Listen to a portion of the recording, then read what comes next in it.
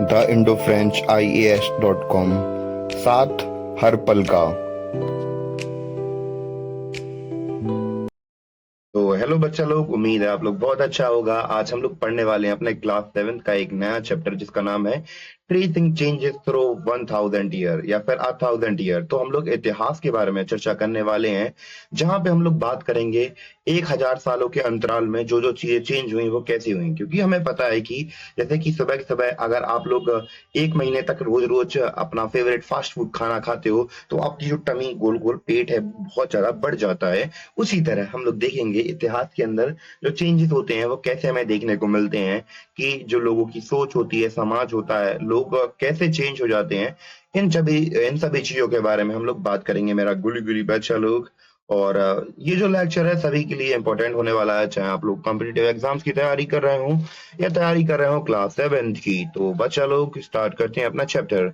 तो जैसे कि हमने इसका नाम इंट्रोड्यूस किया, तो हम लोग बात करने वाले हैं ट्रेसेस चेंजेस, यानी कि हजारों सालों के वर्षों के दौरान परिवर्तन का हम लोग देखने वाले हैं, क्या क्या परिवर्तन हुआ। ठीक है, तो ये चैप्टर इंट्रोड्यूस करेगा। हम लोग बात करें इंडियन हिस्ट्री के अंदर रफली करीब 1000 साल लेंगे हम लोग, कहाँ 700 से लेकर 750 CE तक, जहाँ पे हम लोग हिस्टोरियंस के मैप्स देखेंगे कि उनके जो मैप्स हैं उसमें क्या क्या चेंजेस हुए, क्या क्या चेंजेस उन्होंने किए और क्या क्या चीजें हुई। या फिर हम लोग बात करें कैसे लैंग्वेज, टर्मिनोलॉजीज, नई technology, social groups, religious groups और हमारे पूरे सब कॉन्टिनेंट में ये सारी चीजें चेंज हुई।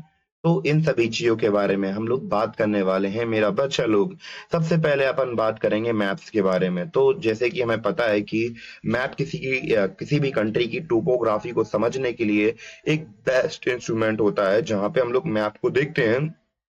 जैसे कोई पुराने समय पर जो ट्रेवलर होता था, तो अगर उसके पास गलत मैप होगा तो वो भाई भैया भैया बताइए, तो वो कैसे अपने कंट्री के पास में आ पाएगा। तो पहले के समय पर हम लोग बात करें कि 1000 के आसपास हमारा मैप कैसे देखा जाता था, और फिर उसके बाद हम लोग बात करें कि 1720 के आसपास कैसे देखा जाता था।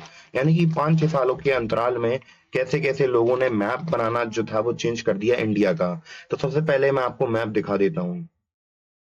तो पहले मैं आपको मैप की पिक्चर दिखाता हूँ, प्यारी प्यारी सी अपने इंडिया की मैप की पिक्चर, कि पहले के लोग कैसे एज्यूम करके चलते थे अपने इंडिया के मैप को।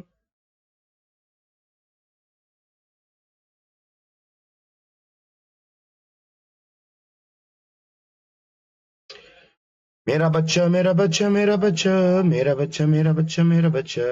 तो ये देखिए, ये है इंडिया का मैप। तो ये पहले ऐसा हुआ करता था, ये करीब 1000 के आसपास में ऐसा मैप बनाया जाता था, जिसे अभी हम लोग बात करें किसने बनाया था। तो ये श्रीलंका कुछ हमें इस प्रकार दिख रहा है, जो कि ऊपर साइड पे है, और जो हमारी इंडिया है वो नीचे साइड पे है, जैसा कि हमारा आज के समय पर होता है, उसका जस्ट उल्टा।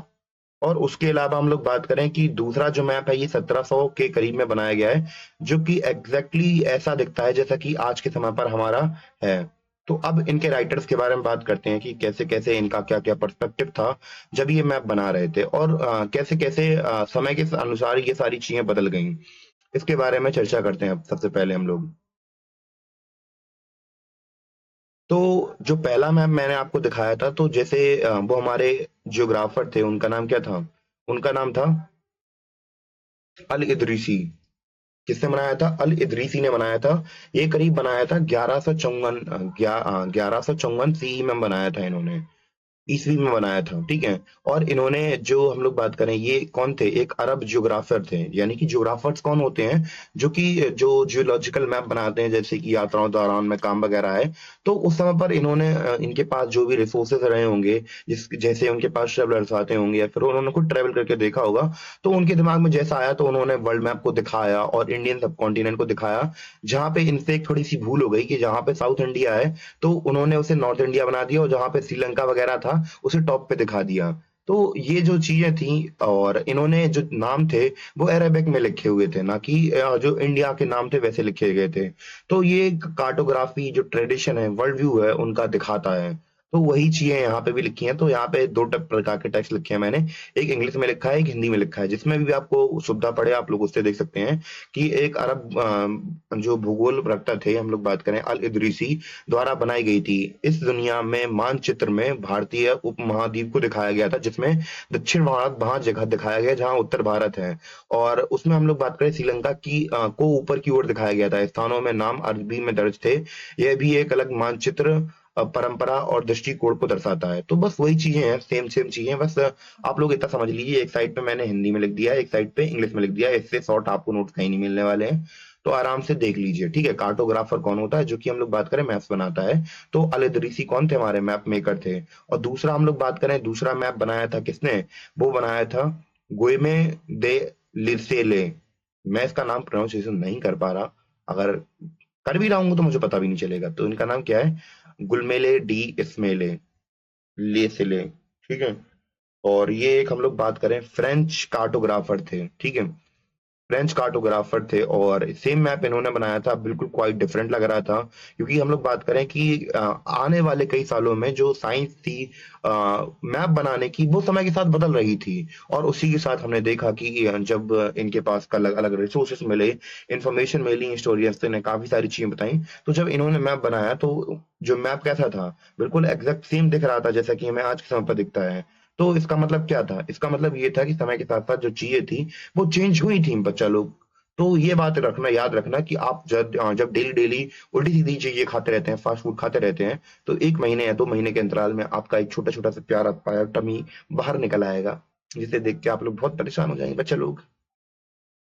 तो कई अब अभी तक हम लोगों ने मैप्स के बारे में देख लिया कि कैसे जो पर्सपेक्टिव था वर्ल्ड व्यूअर्स का, वो मैप्स को लेकर कैसा था। अब हम लोग बात करने वाले हैं टर्मिनोलॉजीज के बारे में, यानी कि जो फॉरेनर्स हुआ करते थे वो वर्ड्स का इस्तेमाल कैसे कैसे किया करते थे। अब उसके बारे में थोड़ी बहुत चर्चा कर लेते हैं कि जो ज्योग्राफर्स या फिर दुनिया के अलग अलग लोग थे, वो टर्मिनोलॉजीज का इस्तेमाल कैसे करते थे, यानी कि शब्दों का इस्तेमाल कैसे करते थे। तो यहाँ पे सबसे पहले हम लोग इंग्लिश में बात कर लेते हैं। तो सबसे पहले हम लोग जो मानते हैं या जानते हैं, जो हिस्टोरियंस हैं, तो हिस्टोरियंस जो हिंदुस्तान शब्द है, आपको पता होगा कि आज आज जो मैं शब्द बोल रहा हूँ हिंदुस्तान, इसका मतलब पूरा है, साउथ इंडिया, नॉर्थ इंडिया, सब कुछ इंक्लूडेड, असम वाला साइड वाला इलाका भी है। पर अगर हम लोग बात करें जिस समय पर जो हमारे हिस्टोरियंस हैं, पहले के समय पर हम लोग जैसे जिनका नाम दिया गया है यहाँ पे, हिस्टोरियन मिनहाज ए सिराज, इन्होंने जो पर्शिया के अंदर जो शब्द का इस्तेमाल किया है, वो पंजाब हरियाणा के लैंड के बारे में है, जो कि हम लोग बात करें गंगा यमुना की नदी के बीच में आता है। यानी कि कुछ पार्ट दिल्ली का, और सल्तनत जो कि बेसिकली सल्तनत डोमिनियन का था। इसमें साउथ इंडिया का भी हम लोग बात करें कि इंक्लूड नहीं किया जाता था। यानी कि ये उस समय पर जो शब्द को इस्तेमाल किया था 13th सेंचुरी में इन्होंने, तो ये पंजाब हरियाणा दिल्ली वाले रीजन के लिए किया था, ना कि साउथ इंडिया के लिए किया था। हिंदुस्तान शब्द का मतलब, तो जैसे कि आप आज के समय पर आप लोग देखते हैं, तो हिंदुस्तान का मतलब क्या होता है कि अब इसके अंदर भैया असम वाला एरिया भी आ जाता है, इसके अंदर हम लोग बात करें कश्मीर वाला रीजन भी आ जाता है, इसके अंदर साउथ इंडिया का भी रीजन आ जाता है। तो ये सब हिंदुस्तान का ही पार्ट है आज के समय पर देखते हैं।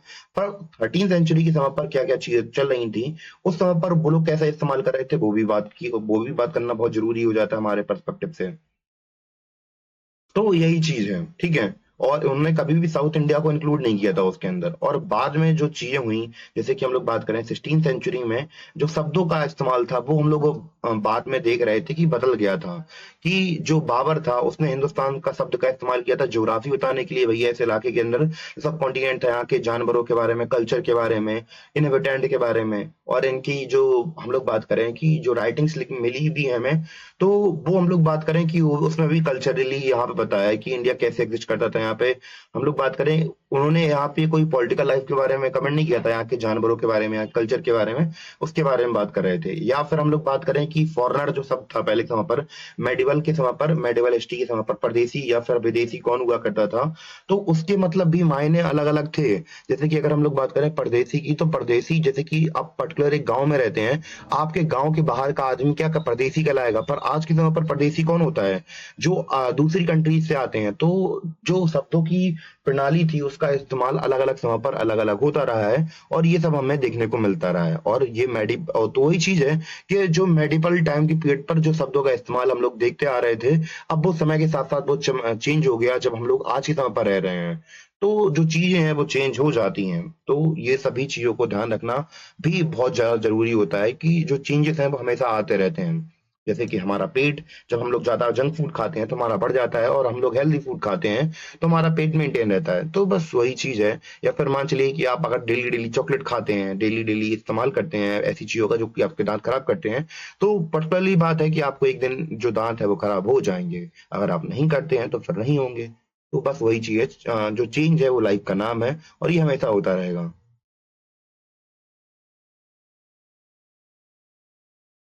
तो गाइस अब हम लोग देखते हैं कि हिस्टोरियन का पर्सपेक्टिव क्या था, जो ट्रांजिशन पीरियड था उस समय पर। तो अगर हम लोग बात करें कि अगर हम लोग टाइम ड्यूरेशन लें 700 से लेकर 750 तक, तो जो पहले के जो हिस्टोरियंस होते थे वो रिलाय करते थे किसके ऊपर? कॉइन्स के ऊपर। तो उन्हें देखना पड़ता था, वो लोग देखते थे, समझते थे भैया कि ये कॉइन कितने पुराने हैं, ये चीजें कितनी पुरानी हैं, तो इन सभी चीजों के ऊपर रिलाई करना पड़ता था। पर बाद में क्या हुआ कि ग्रेजुअली 700 के बाद क्या हुआ, 800 के बाद जैसे कि हम लोग बात करें 1200-1300 के करीब हम लोग बात करें कि धीमे धीमे जो चीजें थी 1200-1300 1400 निकल गया बाद में। तो हम लोग देख रहे थे कि जो पेपर था वो धीमे धीमे सस्ता होने लगा। जो चीजें इंफॉर्मेशन लिखी जाती थी वो सस्ती होने लगी। तो फिर हम लोग बात करें, पहले हम लोग रिलाई करते थे पेपर जो इंस्क्रिप्शन के ऊपर, आर्कोलॉजिकल सोर्सेस के ऊपर हिस्टोरियंस बिलीव करते थे। बाद में जब पेपर ग्रेजुअली धीमे होने लगा, हम लोग बात करें लेटरली, तो अब हम लोग बात करें कि तब हिस्टोरियंस के लिए चीजों को लिख पाना और हिस्टोरियंस के लिए काफी आसान हुआ, क्योंकि वो लोग अब चीजों को लिखित चीजों में देख सकते थे। तो ये कुछ हमें बेनिफिट्स बाद में देखने को मिलते हैं कि बाद में ऐसा होने लगा था। तो वही चीजें लिखी यहाँ पे। 700 से लेकर 750 ईस्वी के काल में इतिहासकार जो हुआ करते थे वो सिक्कों और शिलालेखों के ऊपर हम लोग बात करें कि उनके ऊपर ही विश्वास करते थे, और जो लिखित अभिलेख पर निर्भर करते थे, ठीक है? इस अवधि के दौरान लिखित अभिलेखों की संख्या और धीमे-धीमे वृद्धि होने लगी, क्योंकि भैया जो पेपर थे वो सस्ते होने लगे। जो कागज का मूल्य था उसका असर भी था कि भैया जो इस अवधि में जो कागज था वो धीमे-धीमे सस्ता होने लगा और ज़्यादा से ज़्यादा लोग इस्तेमाल करने लगे। तो इसमें हम लोग बात करें क्या-क्या लिखा जाता था। जैसे कि हम लोग बात करें, पीपल इस पेपर का इस्तेमाल करते थे ऐसे होली टेक्स्ट लिखने के लिए, इतिहास लिखने के लिए, रूलर्स के लेटर लिखने के लिए, टीचिंग्स के लिए, जो मतलब सेंट हुआ करते थे उनकी जुडिशियल रिकॉर्ड्स के लिए। तो अलग-अलग चीज़ों में जो कागज़ थे उनका इस्तेमाल होने लगा। तो अब आज के समय पर भी अगर हम लोग देखते हैं तो हमारे लिए काफ़ी ज़्यादा हेल्पफुल हो जाती हैं ये सारी चीज़ें, क्योंकि अब हमें कहीं पे ज जाना नहीं है, कहीं पे ऐसा अपने मन से अनुमान नहीं लगाना पड़ा कि सिक्के को देखकर। तो ये सारी चीज़ें हो रही थी। दूसरी चीज़ ये थी मैन्युस्क्रिप्ट वगैरह में, पहले के समय पर प्रिंटिंग प्रेस तो थी नहीं। तो और दूसरी चीज़ ये थी कि भैया अगर हम लोग कोई चीज़ देख-देख के छाप-छाप के उतार रहे हैं, तो कई बार क्या होती थी, जो पुराने हम लोग बात करें लेखाकार हुआ करते थे, तो उनसे कई बार उन्हें मतलब समझ में नहीं आया तो भैया उनकी राइटिंग खराब है, तो इस वजह से वो काफ़ी चीज़ें अपने हिसाब से लिख देते थे। तो जो ओरिजिनल बुक्स हुआ करती थी तो भैया उनसे थोड़ी बहुत, एक ही किताब को अगर 2 लोग लिख दें, तो थोड़ा बहुत वेरिएशन हमें देखने को मिल जाता था। तो इससे भैया जो कॉपी करने की जो विधि थी वो चेंज हुई, क्योंकि भैया अगर आज के समय की बात करें तो प्रिंटिंग प्रेस अपनी इतनी डेवलप हो चुकी है कि भैया आप सेम एग्ज़ैक्ट कॉपी को करोड़ों में प्रिंट कर सकते हैं बिना किसी एक गलती के। पर उस समय पर ऐसा नहीं था। उस समय पर काफ़ी सारी गलतियाँ हुआ करती थी। ये हमें ये पॉइंट ध्यान रखने वाली बात है।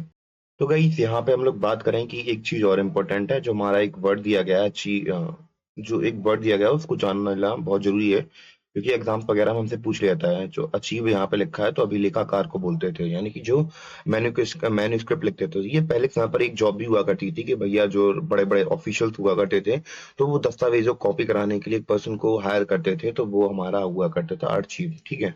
अभिलेखाकार, ठीक है? तो ये चीज़ समझ में आई। तो कैसे-कैसे चीज़ें चेंज हो रही हैं इतिहास के साथ-साथ बच्चा लोग, वो हमें समझना बहुत ज़रूरी होता है। और इसी के साथ हम लोग बात करने वाले हैं नई टेक्नोलॉजी के साथ में, कि जो नई टेक्नोलॉजीज़ थी वो समय के साथ कैसे-कैसे चेंज हुई, ठीक है?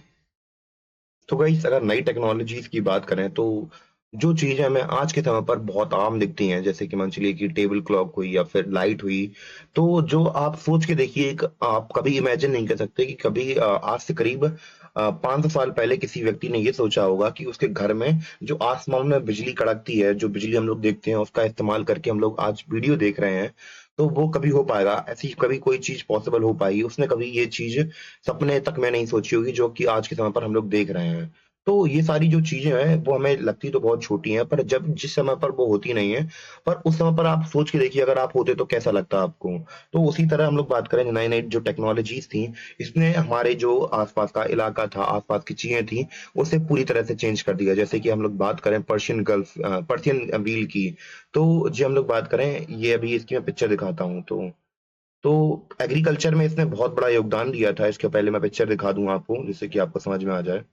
ये अपने भाई लोग पुराने मैप हैं, तो मैंने पिक्चर्स भी डाली हैं अपने इस लेक्चर में। तो ये आप लोगों ने देखा होगा कि भैया इससे हम लोग बात करें खेती किसानी करने में बहुत आसानी होती है।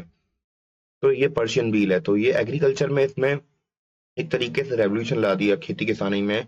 जो किसान थे उसे बहुत मदद होने लगी। और ऐसी छोटी छोटी चीजें हमारे हम लोग देखते हैं कि हमारे लाइफ को पूरी तरह से बदल के रख देती हैं, ठीक है। तो इसी चीज में हम लोग बात करें और कौन कौन सी चीजें आई उसके बारे में भी बात कर लेते हैं हम। पर्शियन बिल तो आया ही, तो मेजर इनोवेशन थी इरिगेशन टेक्नोलॉजी में। और इसने एग्रीकल्चर प्रोडक्टिविटी को हमेशा के लिए ट्रांसफॉर्म करके रख दिया, ठीक है। इसके अलावा हम लोग बात करें चरखा हुआ, तो चरखा सुनने में और देखने में कितना सिंपल लगता होगा, पर एक्चुअल में ऐसा नहीं था। चरखे की बहुत बड़ी इंपॉर्टेंस है। इसने जो वीविंग की जो टेक्सटाइल हम लोग इंडस्ट्री देखते हैं आज के समय पर, उसे उसने पूरा रेवोल्यूशनाइज कर दिया।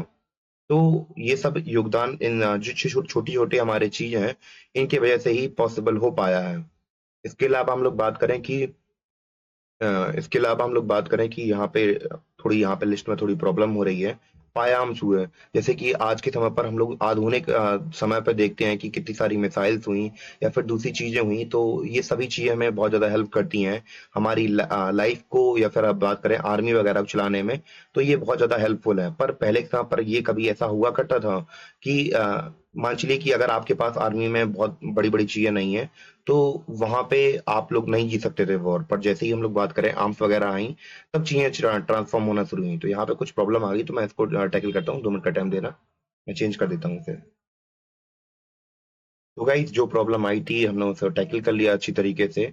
और हाँ, अब हम लोग बात करते हैं अपनी इनोवेशन के बारे में। तो हम लोग बात कर रहे थे जो हम लोग बात करें युद्ध में हथियारों का, जो हम लोग बात करें अगर आप सामने वाले बंदे के पास में क्या है, तलवार है, आप लेके जाते हैं और सामने वाले के पास AK-47 है, तो भैया वो सीधे आपको गोली मारेगा और आपको निपटा देगा। तो आप 2 मिनट के लिए सोच भी नहीं पाएंगे और आपका काम निपट जाएगा। तो ये सब हमें देखने को मिलता है वॉर में। तो अगर वॉर में आपके पास हथियार नहीं है, तो आप समस्या में आ जाएंगे। ठीक है गाइस, तो फायर आर्म्स तो हमें समझ में आ गए। इसके अलावा हम लोग बात करते हैं कि जो हमारी नई फसलें थी, जैसे कि अगर 14-15 सेंचुरी से पहले देखें तो इंडिया में एग्जिस्ट नहीं करती थी। तो कभी आपने सोचा है कि आप आलू के पराठे कैसे खाते हैं? तो बाहर से जो हमारे फॉरेनर्स आए थे, वो ये सारी चीजें लेके आए थे। तो पहले के समय पर जो आलू हुआ, कॉर्न हुआ, चिलीज हुए, टी हुई, तो भैया इंडिया में थे ही नहीं। आप लोग जो सुबह सुबह उठ के कॉफी पीते हो भाई लोग, तो वो कभी इंडिया में आई नहीं थी। और ये भैया ये सारी चीजें हमारी इंडिया के अंदर आई, और हमारे यहाँ की जो डाइट थी लोगों की, वो पूरी पूरी चेंज कर दी। क्योंकि आज के समय पर अगर हम लोग देखें, हम लोग जो 90% जो चीजें खाते हैं, वो फॉरेन से ही आई हुई चीजें खाते हैं। जैसे कि हम लोग पोटैटो की बात करें या फिर चिलीज की बात करें, तो आप लोग कभी सोच सकते हैं कि आपके डेली डेली लाइफ में इस्तेमाल होने वाला जो आलू है, वो आलू अपना नहीं है, पराया है। तो भाई लोग वही वही बात चल रही है। तो जैसे आप लोग सुबह स्कूल जाते होंगे या फिर आप लोग वर्किंग पीपल होंगे, वर्किंग जो काम मतलब काम पे जाते होंगे डेली, तो फिर हम लोग बात करें कि आपका और आलू का बहुत पुराना रिश्ता है, क्योंकि बहुत सस्ती और किफायती सब्जी होती है, न्यूट्रिशन भी देती है और खाना पेट भी भरती भी है। तो ये सारी चीजें समय के साथ साथ आई। और जो स्टार्टिंग की सेंचुरी 7-8 सेंचुरी थी, तो वहां पे ये सारी चीजें नहीं हुआ करती थी, और बाद में आई। तो इसने हम लोग बात करें एक तरीके से हमारे समाज को बदलने में कोशिश की और काफी बड़ी प्रणाली निभाने में हेल्प की हमें। तो गाइस आपने जितनी भी चीजें देखी, जैसे पर्शियन व्हील वगैरह हुआ या स्पिनिंग व्हील हुआ, तो ये सब कैसे आया? तो भैया जब लोग एक जगह से दूसरी जगह जा रहे थे, वहां पे इंडिया के अंदर बहुत सारी चीजें अच्छी हो रही थी, तो लोगों को दिख रहा था, तो वो यहाँ की तरफ पलायन कर रहे थे। और यहाँ पे ऐसी चीजें धीमे धीमे करके अक्युमुलेट हुई, इकट्ठा होना शुरू हुई। वो हम लोग बात करने वाले हैं नए सोशल ग्रुप्स के बारे में, कि कैसे कैसे सोशल ग्रुप्स यहाँ पे इमर्ज होना स्टार्ट हुए। अब उनके बारे में थोड़ी बहुत हम लोग चर्चा करते हैं, ठीक है। तो सबसे पहले हम लोग बात करेंगे राजपूत के बारे में। तो राजपूत जो टर्म है वो लिया गया है सन ऑफ रूलर से, यानी कि शासक का पुत्र से निकला है। और ये एक योद्धाओं का समूह हुआ करता था, जो कि क्षत्रिय जो स्टेटस होता था उसको कहते थे कि हम लोग क्षत्रिय हैं, ठीक है। तो इसमें कमांडर्स हुए, चीफ पर्सन हुए, यानी कि जो दल के नेता होते हैं, तो उसके लोग हुआ करते थे। ठीक है। इसके अलावा जो दूसरे हम लोग बात करें, धीमे धीमे रूलर्स निकल के आए, जैसे कि मराठा, सिख, अहोम किंगडम के क्षत्रिय और कायस्थ लोग हुए। तो ये सब स्क्राइब्स, या फिर हम लोग बात करें लेखाकार हुआ करते थे, और सचिव वगैरह हुआ करते थे।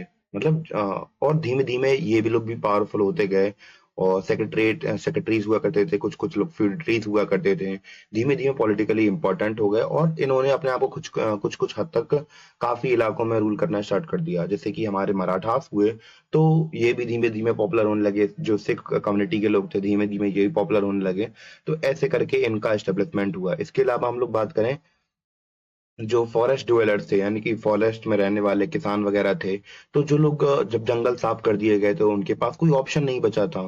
तो अब ये लोग कहाँ पे आएंगे? अब ये लोग आएंगे शहरों की तरफ बढ़ जाएंगे, और धीमे धीमे इनके साथ में कॉम्प्लेक्स जो सोसाइटी थी, इसके ये लोग पार्ट बन गए, और धीमे धीमे इनके ऊपर भी टैक्स लगने लगे। कई बार इनसे फ्री में भी काम कराया जाने लगा, बेगार वगैरह करवाया जाने लगा। तो ऐसे करके ये लोग धीमे धीमे सोसाइटी चेंज हुई।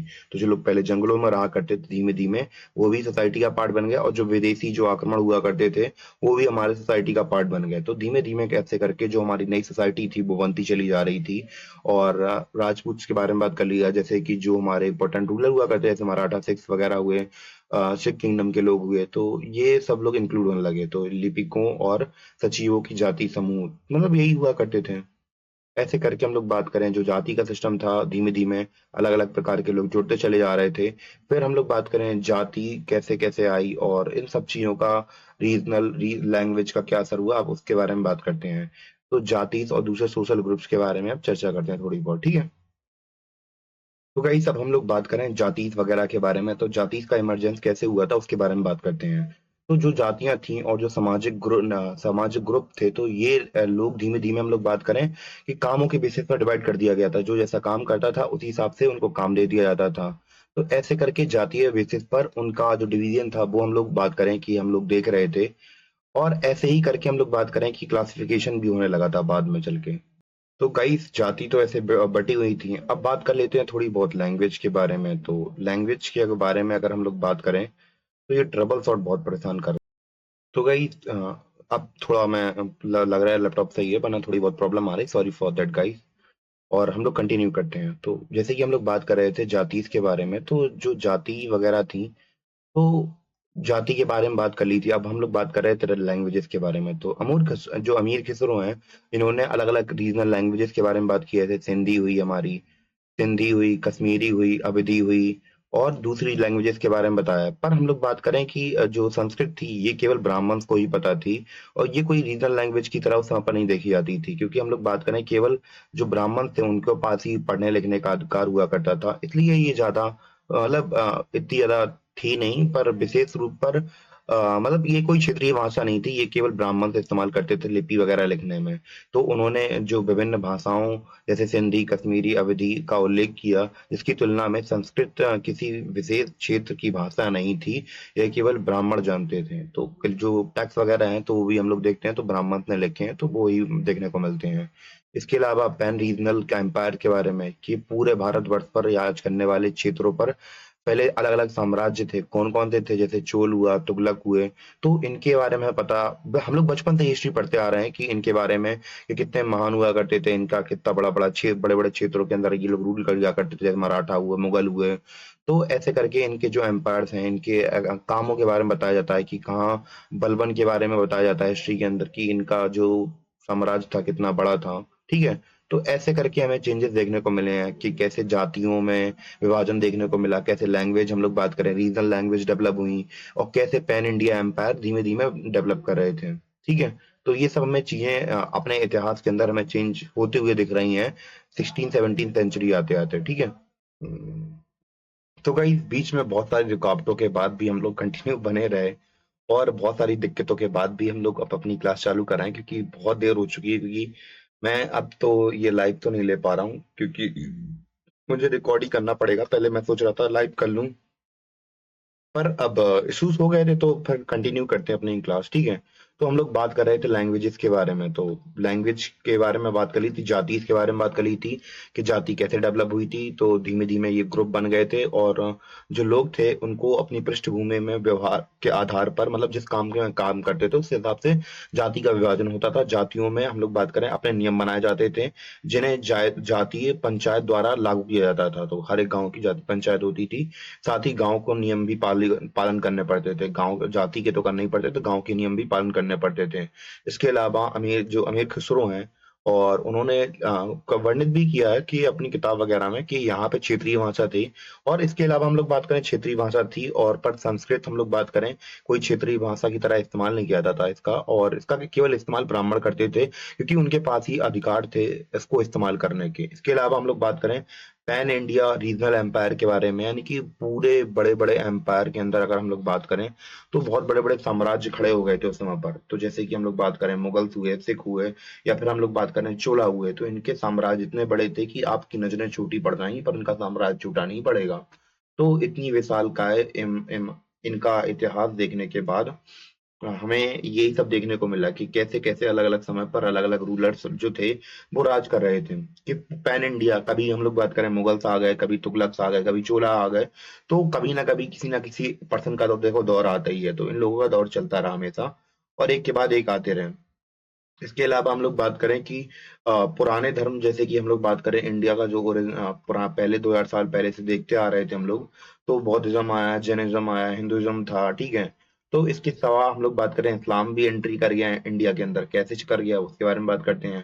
तो हिंदुइज्म के अंदर भी बहुत सारी चेंजेस हुई कि बहुत सारे नए नए भगवान आने लगे, बहुत कंस्ट्रक्टिव टेम्पल बनाए गए।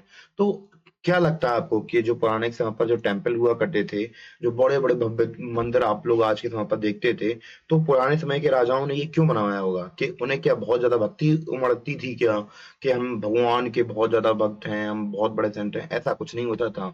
ये केवल शो ऑफ करने का तरीका होता था पहले के समय पर कि हमारे पास कितना संप्रभुता है, हमारे पास कितना, हम लोग बात करें कि मनी है, मनी पावर को शो करने के लिए देखिए हम कितने भव्य मंदिर बनाते हैं। तो जैसे कि आज के समय पर आपके हाथ में आईफोन होता है फ्लेक्स करने के लिए, तो पहले के समय के राजाओं के पास में फ्लेक्स करने के लिए मंदिर होते थे। कितना भव्य मंदिर बना सकते हो, क्योंकि उसके नाम से ही जाना जाता था वो मंदिर। तो बस ये इसीलिए हम लोग बात करें वो लोग मंदिरों के ऊपर काम करवाया करते थे, ये रॉयल्टी दिखाते थे उसमें, और डोमिनेंस दिखाते थे। और धीमे धीमे ब्राह्मण्स की भी डोमिनेंस बढ़ने लगी संस्कृत नॉलेज की वजह से, क्योंकि और भी हम लोग बात करें कि किसी के पास इतनी फ्रीडम नहीं थी कि वो संस्कृत है वो सीख सकें। हर किसी के पास राइट नहीं थे, केवल ब्राह्मण्स को छोड़ के। इसलिए हम लोग बात करें समय के साथ साथ ये चीजों को हटाने के लिए काफी बार हिंदुइज्म के अंदर रिफॉर्म्स किए गए।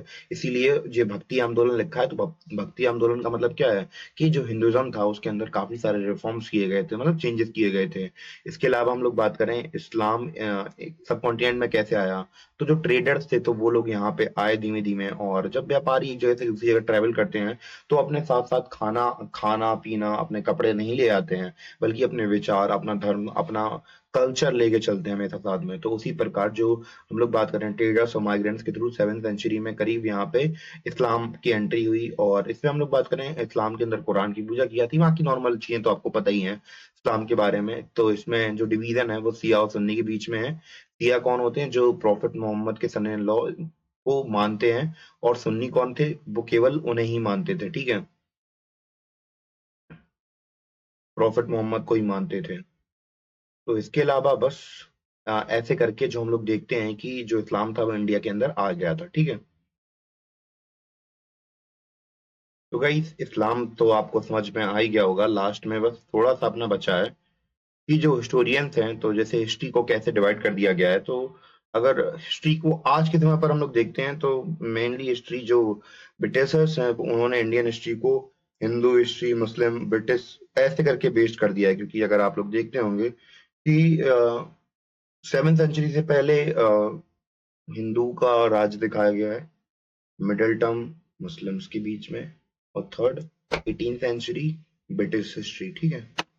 तो ये रिलीजन के ऊपर बेस्ड है, और इन्होंने बाकी जो फैक्टर्स हैं इकोनॉमिक, सोशल, कल्चरल डाइवर्सिटी, इसको नहीं देखा, अनदेखा कर दिया है। तो ये सब हमें देखने को मिलते हैं, ठीक है।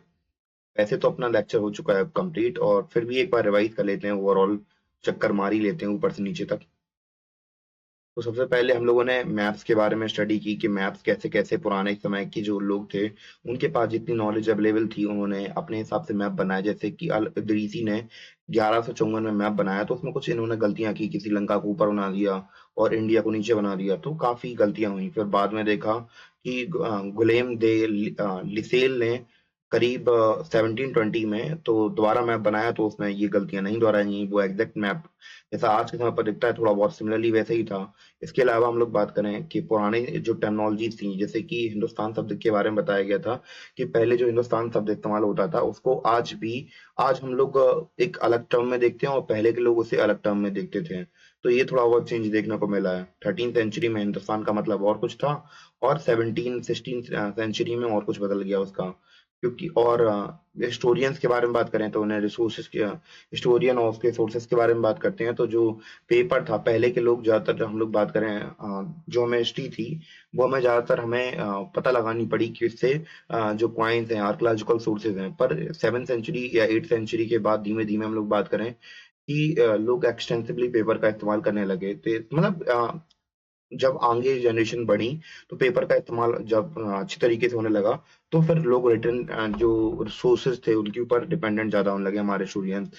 और क्योंकि कई बार प्रॉब्लम्स भी होती थी जैसे कॉपी करने में, तो क्योंकि अगर एक कोई सोर्स है हमारा हिस्ट्री का, अगर उसे कोई सोर्स को कॉपी करवा रहा कोई महाराजा महाराजा, तो उसमें कई बार ये होता था कि जो लिखने वाले होते थे, अब लेखाकार होते थे, तो वो कई बार उन्हें समझ में नहीं आई चीज, उन्होंने वैसे ही उतार दी। तो कोई एक डॉक्यूमेंट की अगर 3-4 कॉपी बनवा ले अलग अलग पर्सन से, तो उसमें गलतियां दिख जाती थी। तो बाद में उनके पास तो प्रिंटिंग प्रेस थी नहीं, बाद में हम लोगों ने डेवलप कराई थी। इसके अलावा हम लोगों ने नई जो धीमे धीमे जब आवागमन बढ़ रहा था, गतिशीलता बढ़ रही थी, तो धीमे धीमे लोग अपने साथ साथ नए आविष्कार लेते गए। जैसे कि इरिगेशन हुआ, इरिगेशन के लिए पर्शियन व्हील का इस्तेमाल किया गया, चरखे का इस्तेमाल किया गया कपड़े के लिए, नई क्रॉप्स के लिए और नई फसलों के लिए नई फसलें बनी, जैसे कि हम लोग बात कर रहे हैं पोटैटो, कॉर्न, इंडिया वगैरह में आई। इसके अलावा फायर आर्म से दुनिया बदल गई, पूरी जो वॉर का तरीके थे वो बदल गए। इसके अलावा हम लोग बात करें कि और भी सारे चेंजेस हुए कि सोशल ग्रुप में कैसे कैसे चेंजमेंट आई, नए नए कम्युनिटीज निकल के आई, जैसे राजपूत हुए या फिर दूसरे ग्रुप्स हुए, मराठा, सिख, जाट्स, ये धीमे धीमे इमरजेंस करके आए और धीमे धीमे इनका राज बढ़ता चला गया। फिर हम लोग बात करें कि जो गांव वाले लोग होते थे वो गांव में चले गए, जैसे मतलब किसान वगैरह होते थे तो वो लोग गांव वगैरह में चले गए। उसी के साथ साथ लैंग्वेज के बारे में बात करें तो लैंग्वेज भी भैया बहुत सारी उस समय पर लैंग्वेज थी, जैसे सिंधी हुई, कश्मीरी हुई, अवधी हुई, तो क्षेत्र वाइज ये लैंग्वेज थी। पर संस्कृत का इस्तेमाल केवल ब्राह्मणों तक ही सीमित था। इसके अलावा हम लोग देख रहे थे कि पैन इंडिया जो एम्पायर्स हैं वो समय टूट समय बदल रहे थे।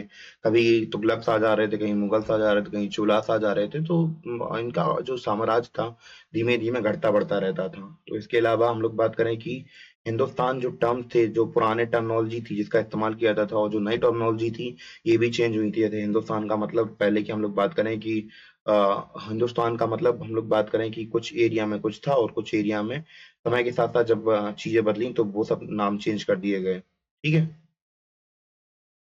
इसके अलावा इसके अलावा जाति वगैरह के बारे में बात की, लैंग्वेजेस के बारे में बात की, एम्पायर के बारे में तो बात कर ही ली। फिर हिंदुइज्म के अंदर काफी चेंजेस आए कि देवी देवताओं की पूजा करने के जो तरीके थे वो चेंज किए गए। और इसके लिए हम लोग बात करें कि और समय के साथ साथ हमने रिफॉर्म्स भी लाया अपने भक्ति मूवमेंट के थ्रू हिंदुइज्म के अंदर, और इस्लाम भी इंडिया के अंदर आया धीमे धीमे। ठीक है। तो ऐसे करके सारी चीजें हुई।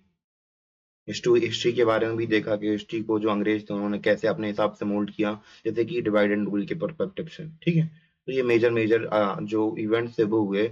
और बाकी आप लोग हमारे जो कोर्सेज हैं उसको ज्वाइन कर सकते हैं, द इंडो फ्रेंच आईएएस को, द इंडो फ्रेंच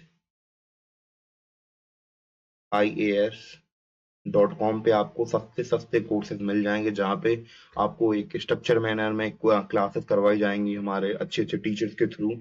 और टेस्ट सीरीज रहने वाली हैं, और एक वीडियो को 3 तरीके से समझाया जाएगा, शॉर्ट टाइप में, एनसीईआरटी टाइप में और बाकी तरीके से भी। अगर आप लोग इंटरेस्टेड हैं तो आप लोग हमारी website the Indo French IAS को विजिट कर सकते हैं। लिंक नीचे मिल जाएगी डिस्क्रिप्शन में आपको।